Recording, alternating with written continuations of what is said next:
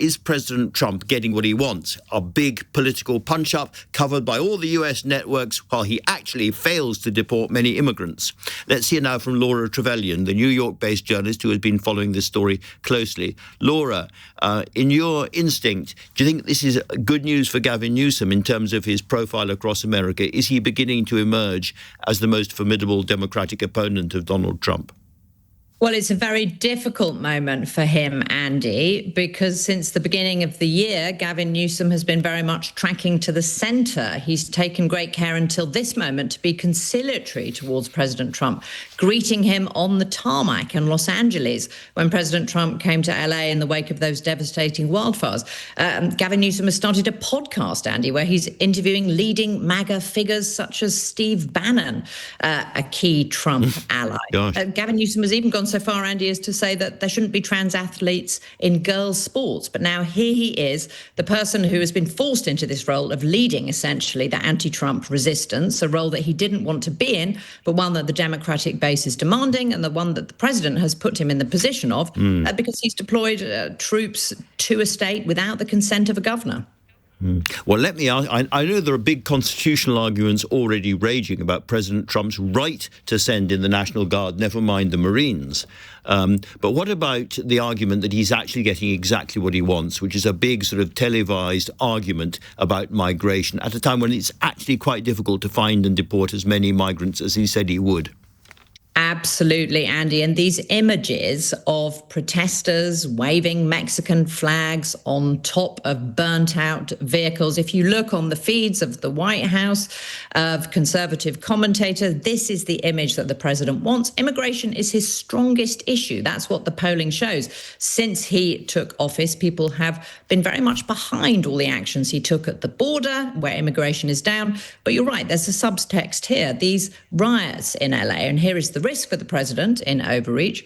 The riots have been sparked by the fact that people who are not criminals, other than being in the US illegally, are being arrested at Home Depot, day laborers, outside convenience stores. So it's not the violent criminals the president said that he was going to go after who are here illegally. In order to meet their target of arresting 3,000 people suspected of being in the US illegally a day, ICE, that's Immigration Customs Enforcement, have been directed to go after people whose crime is just being here. So families are being split up. That's what sparked this. So it's a delicate moment.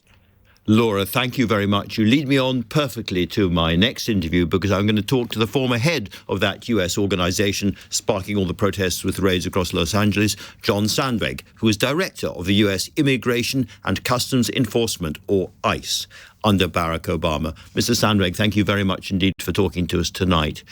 In your experience, is it actually possible for ICE to apprehend and take into custody the numbers of people that President Trump is talking about without there being serious disorder? You know, Andrew, as we're seeing that these kind of tactics, the tactics that are necessary to get even close to this 3,000 arrests a day, certainly at the current manpower, the resources that are available to ICE, it is incredibly difficult to do that without triggering a lot of this civil unrest. And very quickly, the undocumented population in the United States, the demographics tell us, the data tells us that 75% of them or so have been here 10 to 15 years or more. They're integrated into our society. They have U.S. citizen children. They have U.S. citizen spouses. The problem is, though, for the ICE to get after these large numbers, they have to do indiscriminate type operations where they go hit these work sites where you find large numbers of people going into work, or you flood these hardware stores, these Home Depot parking lots, and round up the day laborers who are waiting outside. We saw what happened when they engaged in those tactics in L.A. It triggered these protests on the street. But for ICE, at the current manpower, to get anywhere near these quotas the administration's putting on them, these are the only type of tactics that they can utilize to get those arrests. So it's a pretty brutal thing that, in a sense, President Trump is doing to ICE, never mind anybody else. It's making it an almost impossible job. But let me be clear what you're saying. If I was a very recent migrant who was working for one of the drugs cartels, or I had been in America for 15 years and I was working as the widely beloved and tax-paying proprietor of a restaurant, it doesn't really matter. I'd be equally likely to be lifted and taken away. Yeah, more likely, to be honest with you, Andrew. So look, the really bad guys, your violent felon, he doesn't punch a clock at the local apparel store, right, or at the warehouse. He's not showing up on a 9-to-5 job. He's making his living engaged in criminal activity. So when this administration started, ICE was engaging in those type of tactics where they would be looking for those individuals, using intelligence, using criminal justice system records to find that individual might be in the U.S., build a targeting plan, go out there and make that arrest. Trump did it a little differently. He lowered the standards, so anybody who had any brush with the law was a fair target. And if you found some undocumented migrants along the way, you were able to grab them as well. The problem, Andrew, is that is slow, painstaking work. Getting criminals is always slower. The higher the quality of the apprehension, the lower the quantity. You just put more man hours in finding those hard to find people. That wasn't satisfying the administration, and they put the pressure on ICE to shift their operational tactics to go with more indiscriminate raids. But where you look at yeah. I'm sorry, John, to jump in, but that means that he's putting ICE employees in harm's way. And a lot of people are now saying that actually these scenes of chaos on some streets in Los Angeles, not all of Los Angeles, but some streets, is exactly the kind of image that he wants to project to his MAGA base of, the danger of the outsider. What do you make of that? I certainly and I'm not a political expert, and I don't know what the real goals of the administration are. I certainly think they like these optics. They certainly seem to be drawing more attention to the circumstance. And I agree. I think writ large, the administration likes to present Democrats as standing up for undocumented immigrants who are committing crimes, and whereas he's fighting to get them removed.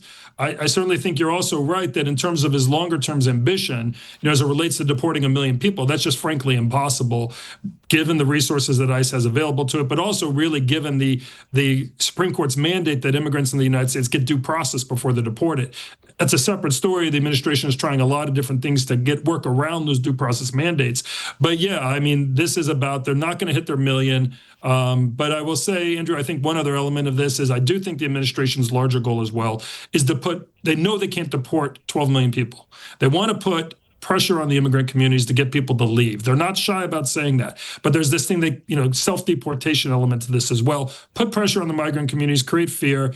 People will voluntarily leave the country. Problem solved. Well, problem not solved yet, of course, but Mr. Sandé, that was really, really interesting, and I'm very grateful of you joining LBC tonight.